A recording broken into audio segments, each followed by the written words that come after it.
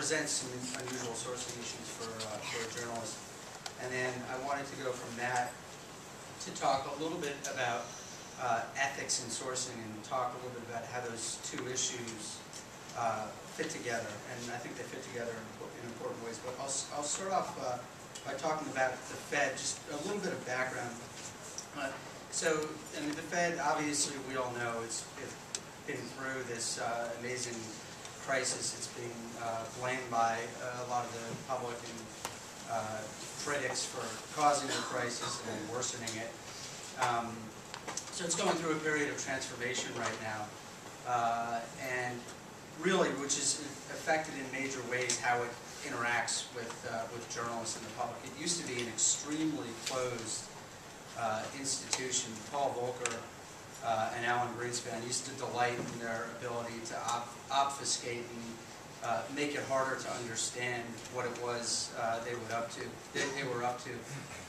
There was a time not long ago, 20 years ago or so, when if the Fed was changing interest rates, we had to rely on a few Fed watchers in the markets who watched daily movements in money markets to tell us whether interest rates were going up or down, and a Fed chairman wouldn't tell you anything about it. They've, excuse me, gradually over the last 20 years become more open and disclose more. It started with Alan Greenspan. It's intensified a lot with Ben Bernanke. Bernanke tries a lot harder to be clear about what he's doing, and then the crisis has intensified this whole process because there's this huge demand for accountability now from the central bank. So, from my perspective, what this means is that you have an institution with public affairs, with public affairs people who are trying to be more open.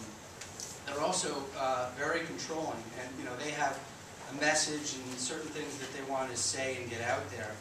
And when you're doing stories that are on that message, they'll increasingly give you more access.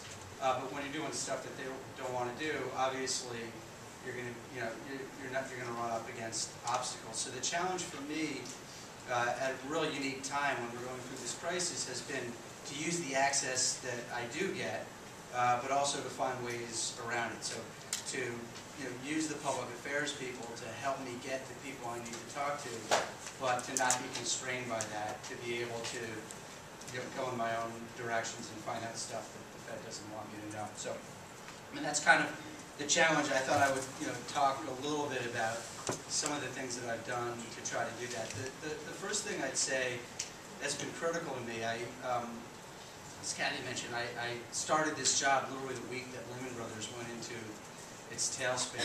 Fortunately, I had been in our markets group, so I kind of understood a lot of what was going on in the markets, but I was starting close to ground zero from a sourcing point of view. I knew a fair number of people inside the Fed over the years, but I had to get in there very quickly. One of the most important first steps for me was inside my own newsroom. Collaboration in your newsroom is, for me, it's been critical. We have the Wall Street Journal is filled with amazing journalists who are covering Wall Street and covering government and dealing with people who interact with the Fed on a daily basis. And in the heat of the crisis, there was just a flood and flurries of emails going around all the time.